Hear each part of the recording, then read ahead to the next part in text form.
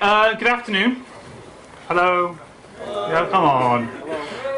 So hi, my name's Kevin Prince. I work for the lab at O2. Me and Sam are going to talk about some of the stuff that we do in the lab, kind of give you an idea of who we are, what we're doing, and where we sit in Telefonica as well, because obviously we've got Bluvir here today, and someone and two as well. So just kind of give you an idea of what we do.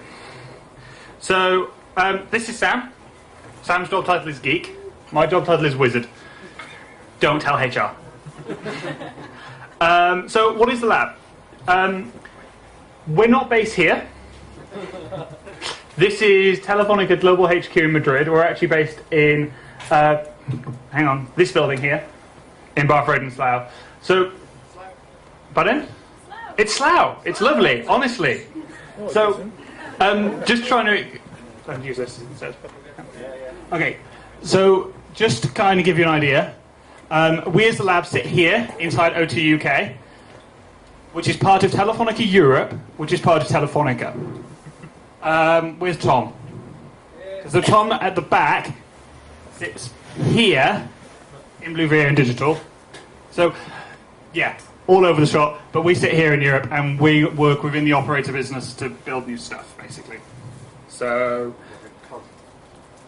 well, yeah, basically cousin with lots of people in between. So the team is a team within O2, and we're created to drive innovation across O2 and provide a means of building new products and services. What this means is we get to be a startup inside O2, build cool stuff, but actually get access to the core network and get to do cool and interesting things, which you wouldn't normally have access to. So some of the stuff that we built, one of the things is called HashBlue, which is a SMS your messages in the cloud. So we can actually then copy your messages when they get received, and you can access them in the browser. One of the other things that we built this year and last year is called O2 Connect, which means you can get your calls and texts over Wi-Fi when you haven't got any signal. And also one of the things we're showing off today is a product called JetSetMe, which is exposing our roaming platform. So do you know all the texts you get when you go abroad that say how much we're going to charge you? We're exposing that platform as a service for saying this is when customers are roaming. We're also working with Mozilla on Boot2Gecko in our team. Francisco is here somewhere, or he was, but they're around today. And we also run design days inside of O2 to come up with new product ideas. So this is one from last week. And I get to buy awesome things like fruit machines and expense them. This is actually in our office. It's a little less complete at the minute. Okay, so Sam's going to talk about some of the platforms that we're working on. Okay, cool. And we'll come back to some of the bits in a bit. Oh, cool. Okay, I'm going to talk about it. So, as Kevin said, we're all about building platforms. Very, very closely related to what Bluvir talk about. We're trying to turn the network into, APIs, platforms. This is what bread and butter stuff for developers, but telcos really haven't got that traditionally. They've built products that they ship to end users. So we're a little bit kind of odd because we're building both products for end users, so things like O2 Connect, very much a product that's like a labs product. We're trialing it with real people, but it's just something you use. You can't really build on top of it. But then we try and, wherever possible, think of stuff as a platform. So we have a lot of capabilities in a telco network. For those of you that maybe know a little bit about mobile networks, massively complex, loads and loads of data, lots and lots of signaling, lots of stuff flying back and forward. But that's never been opened up, really, in the clever stuff. We all know the kind of SMS APIs and maybe location where you can kind of make a single call and send something to a handset or pretend to be a handset or receive a phone call. But we're really trying to look deeper than that and say, actually, what does our network do and where can we kind of put a hook in? I think the other thing for our team is it really differentiates what's different about maybe us from just being, another startup of 20, 30 people working in Shoreditch or something. We're trying to build the stuff that uses the network that O2 have. So this is the stuff that, the 20-person startup can't do because they don't have the network, that Google and Facebook can't really do because they don't actually have any access to your phone and the data your phone generates. So, if I can tab through this.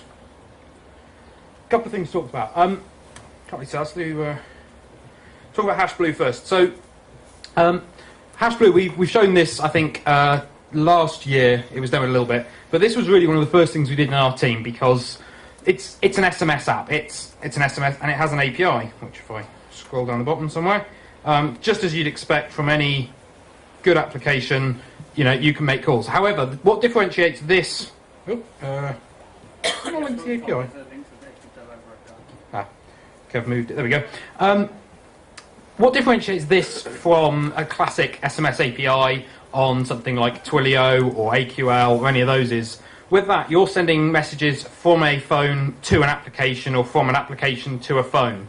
This is about your message stream. So all the messages sent and received off your handset are copied out in near real time. The seconds after they're delivered to the handset, they're available in the API. So I can send Kevin a text, and then we can do something with that message.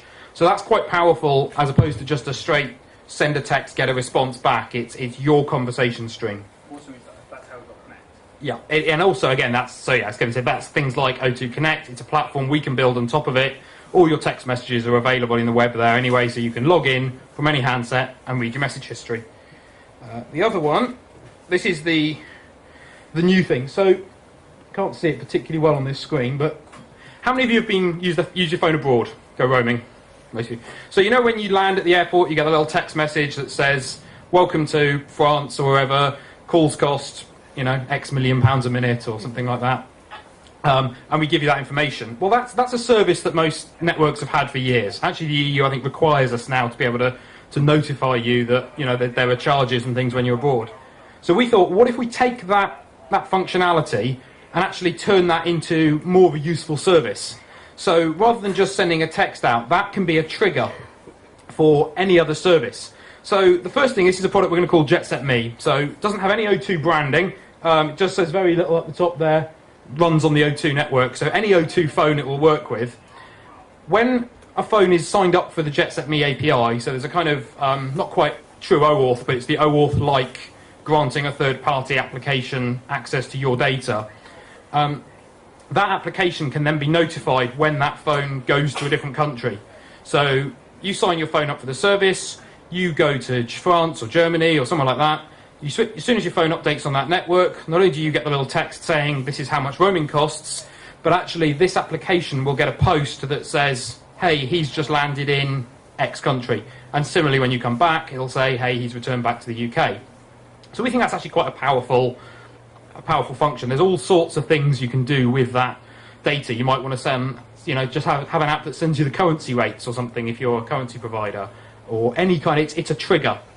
So rather than having to poll locations, say where are they, are they in the UK, are they in the UK? You just sit back and say, just tell me when he goes abroad. Maybe it wants to send a text to your mum that says, hey, I've landed safely. So you don't have to. Anything that automates talking to wives and mothers is generally useful. The other thing that you can't see is, obviously that's just an API, and it's quite a powerful API, we'll talk about in a minute, but we tried to sort of build some kind of visualization or something that we can show on a web page, because we have marketing people in our team as well, and they didn't really get that. Hey, look at this cool bit of JSON, it does stuff when I move a phone around the world. And they said, great, but I want it to be more yellow and black. So this is the visualization, as we call it, and some of this data will be exposed in the API as well, won't it, Kev, when he built it? No, that bit's built. It's just there's no data yet. Okay, so it's not quite hooked up properly yet. This piece is actually live, so the static site. What you can see is if I mouse over the countries, you can actually see how many O2 customers are in each country. So right now in Germany, we've got 41,726 people. And actually this big ticker down the bottom here is going up and down. So as people are switching on in their phones in a foreign country or coming back to the UK, that's why that number's going up and down in near real time. And I think from our experience, it's minutes, certainly. I mean, it's, when you receive that text, generally, that's what triggers you at the same time. So the system sends the SMS and it sends a notification to us. So we can see down here as well, the most popular countries. So unsurprisingly, this really doesn't work too well on this screen, but if you want to have a closer look, come see us later. Number one country right now for O2 users in the UK to go to is Ireland. So there's 269,000 people in Ireland, France, Spain, USA, Canada, Germany, Italy, Greece, blah, blah, blah. So, as you'd expect. But we can also snapshot that data, so we can kind of provide an API that will show you what the sort of popular countries are at different times, I think it's hourly snapshots? Yeah, so we do like an hourly snapshot and historical data. So you can say, actually, what was the most popular country at 5 o'clock last Thursday, or something like that. I think one of the more interesting ones was the satellite phones. Yeah, so there's a few interesting things that we've kind of, I think, scrubbed out the data, but what we see is roaming. So we saw ones that said like satellite, and we're kind of, well, how can you be roaming on a satellite? And there was about 10,000 people or something roaming on satellites. So that was if you put your SIM in a satellite phone. There's a couple of quirks in it as well at the moment. So USA and Canada still show up as one country because it's based on the phone number prefix. And if you know your phone numbers in an obsessive way like I do, the international dialing code for US and Canada is the same. So we're still working on splitting those out. Yeah. So this is our latest thing, basically. We've done Jet Set Me. We have got a little bit of an API, which, if I go to the right... now, the slight disclaimer with this is very beta. This is so beta, it's running on a Heroku, and it's stuck. Because we've literally been developing this over the last few weeks. We haven't yet got the production servers live. Is that HerokuApp.com, isn't it? That's what I'm doing more. I thought I had everything nicely loaded up. I'm running up a 3G connection as well, so there we go. So if I sign in, so it hasn't even been through the joy of design yet at the moment. Sorry? This is probably alpha, pre-beta. Oh, it doesn't like my password. But basically what we have here is... It would help if I got my email address right. I don't quite have my own top-level domain yet. Okay, we'll come back to that. But basically, the idea is you go on just like any kind of developer API. You create your new app ID, you get an app key, you set a callback URL. So when phones land in this country, this is the URL I want you to post to, and we post some very simple data. We just post you the phone number and the country code, so like GB, FRES, something like that. When a user wants to, you want a user to sign up, or you want to be notified for a user, obviously you have to get their permission. So I can't just go on and register Terence's mobile number and then watch him go around the world without him knowing. I just picked you because you've got a white t-shirt on. But, so we have like an OAuth type process where you would give us the phone number. So you'd ask the user to input their phone number in the app. We then send that user a PIN code via SMS. So it's completely out of your control. You would then ask the user to put that PIN code into your app, and then your app would give us that PIN code. So once we've completed that kind of circle of trust, then we'll say, yeah, okay, he's authorized, you can have his updates, and the user can then revoke it by just sending, I think it's stop as a message. And the user will get warned periodically, just says, hey, have you remembered that you've told this app where you're going around the world and stuff, just in case you choose to like steal Terence's phone when he's asleep and sign him up for the service or something. It's going to be a stalking Terence app that I'm producing for tomorrow, basically, so that's my main feature. So I think that's most of Jet Set Me. I say it really is very, very, very early beta, alpha. The current system, obviously the other thing we have with this is testing it isn't great, because especially at a hack day or something like this, I've built this app, but I need to go to France to make sure it works. Sam's covering all of your travelling. So no, we did actually have to put a guy on a train to Germany and back for the day to go through Europe in order to kind of test some of this. But we've got there's like a little simulator console in there. So once you've authorised a phone number, you can just, it's a form. You put in the phone number, and you've just got, I think for now, Germany, France, or back to UK. So you can simulate the pushes coming through from our system. So we've got a little travel simulator that means you don't have to rack up the air miles and the carbon footprint. But anyway, we'd love anybody that wants to build a hack on this. I say, really, we were going to try and get it in the competition. We will have some prizes. So if anybody does want to build a hack, we've got we've ordered some nice crumpler sort of travel luggage bags and goodies like that. So if anybody does choose to build a hack with Jet Set Me, please tell us, please demo it, and we'll find you some goodies. And if you need help building on it, shout out to me or Carl, who's by here, and we'll give you a hand. Cool. Anyone you want to do? So, yeah. Okay. So the other thing that I said about what we're kind of responsible for is driving innovation from O2 and making O2 a more innovative company. So in this vein, I somehow convinced O2 to let us run Barcamp at O2 in July. So on July 7th and 8th, at our headquarters building in Slough, we're letting 200 random people come in for the weekend and hang out in the building, How many people here have been to Barcamp London or know of what we're talking about? That's quite a lot of people, actually. Cool. So yeah, Barcamp Berkshire. And also, so it's going to be here. And if you can work out what this is, this may get you some tickets. Just, you know. It's also been tweeted via Barcamp Berkshire. You don't have to, you know, Terence. So if you can work that out and you can solve the puzzle, you should be able to get some tickets, which are going to be available till the end of Over the Air tomorrow.